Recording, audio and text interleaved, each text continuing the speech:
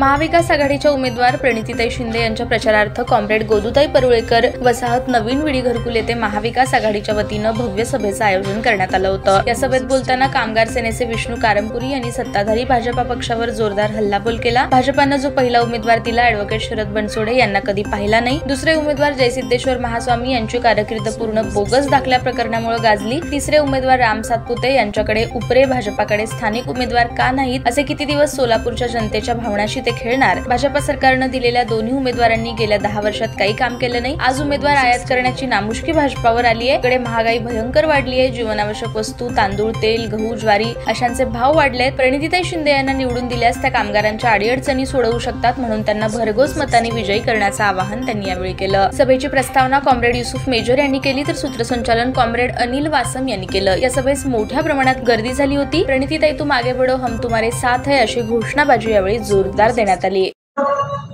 गोदूताई परुळेकरच्या घराला कितीला दिलं?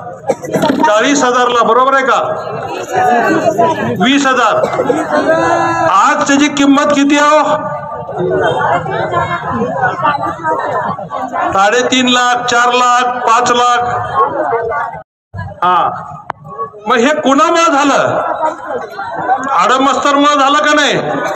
20,000चं घर आज 3.5 लाखला सुद्धा द्यायला तयार नाहीये।